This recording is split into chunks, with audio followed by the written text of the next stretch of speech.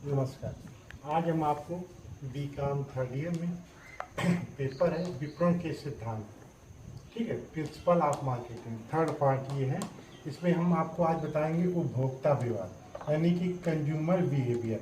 आज हम स्वभाव की बात करेंगे, जो उपभोक्ता व्यवहार है उसका क्या स्वभाव होता है विपणन में, आज ये हम आपको बताएंगे। तो इसमें क्या है, विपणन में उपभोक्ता की क्या भूमिका है, यानी कि जब हम बाजार में क्रय विक्रय करते हैं तो उसमें उपभोक्ता की क्या भूमिका होती है। तो इसमें क्या है, विपणन में उपभोक्ता की भूमिका का बड़ा महत्व है और इसी कारण आज विपणन उपभोक्ता अवमुखी है और उपभोक्ता को राजा माना जाता है। यानी कि बाजार में जो भी है हम ग्राहक के लिए सामान बनाते हैं और इसी कारण हम उपभोक्ता को राजा मानते हैं। विपणन की प्रतिक्रिया में उपभोक्ता का महत्वपूर्ण स्थान है। जो हम विपणन की जो भी प्रतिक्रिया करते हैं उसमें उपभोक्ता का महत्वपूर्ण स्थान है। विपणन के 4 उपकरणों का आधार उपभोक्ता ही। विपणन के जो आधार है 4 आधार हैं।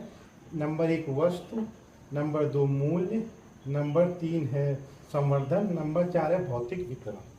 ठीक है, तो इसमें उपभोक्ता के जो 4 आधार हैं कौन, इसमें विपणन के 4 उपकरणों का आधार उपभोक्ता ही है। उपभोक्ता की आवश्यकता या प्रेरणा के अनुसार ही वस्तु बनाई जाती है। यानी कि जो उपभोक्ता की आवश्यकता है या उनकी प्रेरणा है उसी के आधार पर क्या किया जाता है, वस्तु बनाई जाती है।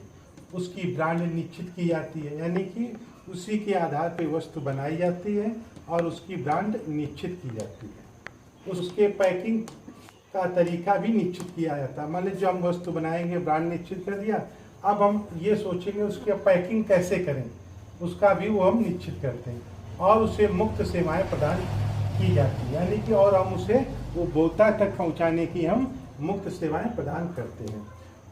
वस्तु का मूल्य भी उपभोक्ता की क्षमता के आधार पर निश्चित किया जाता है। जो वस्तु का मूल्य है, जो वस्तु का मूल्य है उपभोक्ता की क्षमता, यानी कि जिन उपभोक्ता के लिए वो वस्तु बनाए हैं कहीं ऐसा तो नहीं वो उस उपभोक्ता से उनकी क्षमता से अधिक हो जाए।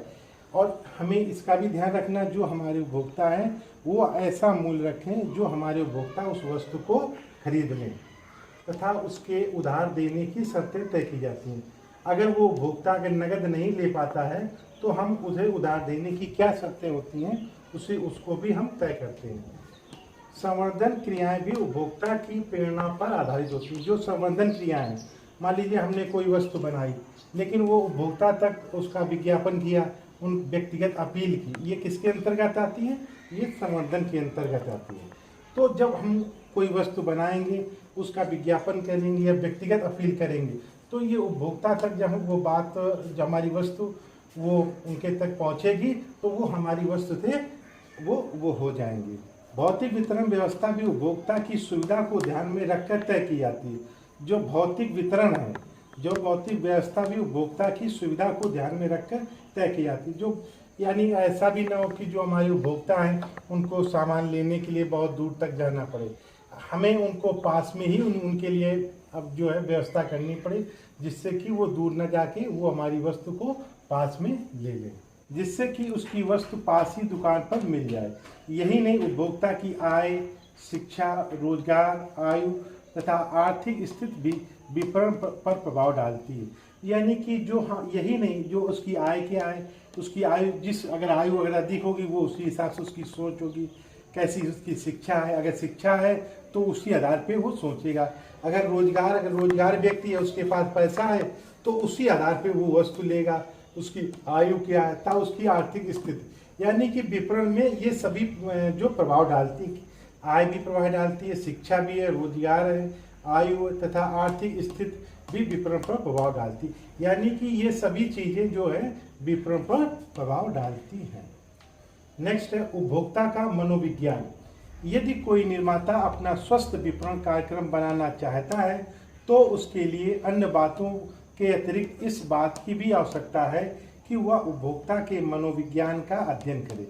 यानी कि वो उपभोक्ता की उसकी सोच क्या है उसका वो अध्ययन करे, जिससे कि उसके उपभोक्ता की आदत, आशय व इच्छाओं का पता लगा सके। यानी कि उसकी आदत क्या है, उसका आशय क्या है, यानी कि उसकी इच्छाएं क्या है, उसका पता लगा सके। जो वस्तु के क्रय को प्रभावित करती है। जो उपभोक्ता वस्तु को खरीदता है उसको वो प्रभावित करती है। एक क्रेता किसी खास ब्रांड के रेफ्रिजरेटर को क्यों खरीदता है? सभी रेफ्रिजरेटर वे सामान लाभ देते हैं जो कि एक रेफ्रिजरेटर द्वारा दिया जाना चाहिए। यानी कि अगर कोई उपभोक्ता कहता है मैं इस कंपनी का चाहिए, कोई उपभोक्ता कहता है इस कंपनी का चाहिए, यानी कि वो खास ब्रांड वो क्यों ले रहा है, कुछ ना कुछ उसको उस खास ब्रांड की विशेषता तो उसमें होगी। तो हमें उसका जो मनोविज्ञान है, यानी कि उसको हमें उसकी आदत देखनी होगी कि आखिर वो जो ब्रांड ले रहा है, खास ब्रांड, वो क्यों ले रहा है। हमें उसी के आधार पर अपना विपणन कार्यक्रम बनाना चाहिए। एक रेफ्रिजरेटर निर्माता उसी प्रकार का रेफ्रिजरेटर बनाना चाहता है जैसा कि एक क्रेता चाहता है। यानी कि जो एक क्रेता जिस प्रकार की वस्तु चाहता है, हम उसी प्रकार की वस्तु बनाने के प्रयास करना चाहिए। इसमें 4 पॉइंट है। नंबर 1 है ज्ञान। ज्ञान के आधार पर ही क्रेता या उपभोक्ता की मनोवृत्ति बनती है। यानी कि ज्ञान के ही आधार पर उसकी सोच बनती है। विपणन के क्षेत्र में विज्ञापन प्रचार कई तरीकों से कराया जाता है। जो विपणन के क्षेत्र में जो मान लिया हमने वस्तु बना ली, उसको कैसे विज्ञापन करें, कैसे अपनी वस्तु का प्रचार करें जिससे कि उपभोक्ता तक हमारी वस्तु के उसको जानकारी हो पावे। यदि उपभोक्ता को ज्ञान नहीं है तो उसे सुझाव देकर ज्ञान कराया जाता है। यानी कि अगर उपभोक्ता को अगर हमारी वस्तु के विषय में ज्ञान नहीं है तो हम सुझाव देकर उसका ज्ञान करा सकते हैं। दूसरा, अभिवृत्ति। किसी व्यक्ति या समुदाय के बारे में सकारात्मक या नकारात्मक विचार अभिवृत्ति कहलाता है। यानी कि हमारी उसकी किसी व्यक्ति के या किसी संस्था के विषय में कैसी सोच है, या सकारात्मक है, पॉजिटिव सोच है या निगेटिव सोच है। ठीक है। अभिवृत्ति वह ज्ञान का एक दूसरे से संबंधित होती है। अभिवृत्ति वह ज्ञान जो है एक दूसरे से संबंधित है। एक वस्तु किसी खास ब्रांड के लिए खरीदना उस क्रेता की अभिवृत्ति व्यक्त करती है जिसको सकारात्मक विचार कहा जाता है। यानी कि हम कोई खास ब्रांड को लेते हैं और खास ब्रांड को नहीं लेते, तो वो हमारे विचारों पर निर्भर करता है। नंबर 3 है आशय। आशय से अर्थ भावी क्रियाओं से है।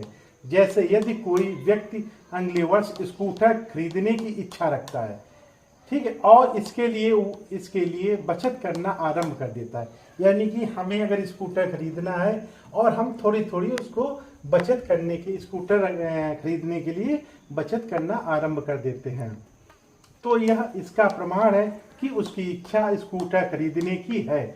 इसी इच्छा को हम आशय कहते हैं। यानी कि हमारी जो इच्छा है स्कूटर खरीदने के लिए, हम क्या करेंगे, हम थोड़ा थोड़ा बचत करने लगेंगे और बचत करके हम स्कूटर खरीद लेंगे। इसी को हम क्या कहेंगे, इसी को हम इच्छा कहते हैं, आशय कहते हैं। नंबर 4 है प्रेरणा। प्रेरणा एक आंतरिक स्थिति है जो एक लक्ष्य की ओर एक व्यक्ति के व्यवहार को निर्देशित करती है। यानी कि प्रेरणा जो है एक आंतरिक स्थिति है जो एक लक्ष्य की ओर एक व्यक्ति के व्यवहार को निर्देशित करती है। कुछ विद्वान प्रेरणा को लालसा भी कहते हैं। प्रेरणा मतलब हमें कोई वस्तु लेना है, उसके लिए प्रयास करना है, तो इसको हम प्रेरणा कहते हैं। यानी कि कुछ विद्वान उसको लालसा भी कहते हैं। तो इस तरह से ये 4 पॉइंट है। अब क्रय प्रेरणा से क्या अर्थ है? प्रेरणा या प्रायोजन से अर्थ उस दशा से है जो यह बताती है कि एक व्यक्ति कोई कार्य को क्यों करता है, और इसी को इस प्रकार कहा जा सकता है कि प्रेरणा एक ऐसी आवश्यकता है जिसकी संतुष्टि के लिए मानव द्वारा कार्य किया जाता है। यानी कि अगर हमें किसी वस्तु की इच्छा है, हम उसके लिए क्या करेंगे, कार्य करेंगे, तभी तो वो वस्तु हमको मिल पाएगी। तो उसके लिए क्या होता है, मानव द्वारा कार्य किया जाता है। इसमें परिभाषाएं दी है। नंबर 1 स्टॉन्टन के अनुसार प्रेरणा वह लालसा है जिसकी संतुष्टि के लिए व्यक्ति प्रयत्न करता है। प्रेरणा वह लालसा है जिसकी जो संतुष्ट के लिए वो मानव प्रयत्न करता है। अगर उसको कोई वस्तु अगर चाहती है तो उसके लिए दिन भर हमेशा वो प्रयास करता रहता है। ठीक है। दूसरा क्या है, डॉक्टर S.R. डाबर के अनुसार प्रेरणा एक आंतरिक लालसा है जो कि एक व्यक्ति को कार्य करने के लिए प्रेरित करती है या चलाती है। यानी कि हम वो प्रेरणा एक लालसा है जो हमें उस व्यक्ति को कार्य करने के लिए, यानी कि वो हमको जो अंदर से वो जिज्ञासा पैदा करती है कि अगर हमें ये चाहिए तो हमें ये कार्य करना चाहिए। तो ये क्या कहे इसमें डॉक्टर R.S. डाबल ने क्या कहा है, प्रेरणा एक आंतरिक लालसा है जो कि एक व्यक्ति को कार्य करने के लिए प्रेरित करती है या चलाती है। तो इस प्रकार क्रय प्रेरणा एक प्रेरणा है जिसकी संतुष्ट के लिए वस्तु को क्रय किया जाता है, यानी कि जिसकी हमें अगर किसी की इच्छा होती है, प्रेरणा होती है, तो हम काम करते हैं और उस वस्तु को खरीदने की हम इच्छा रखते हैं और हम उसका प्रयोग भी करते हैं। तो इस तरह ये क्या कहा गया यहाँ पे, इस प्रकार क्रय प्रेरणा एक प्रेरणा है जिसकी संतुष्ट के लिए वस्तु को क्रय किया जाता है।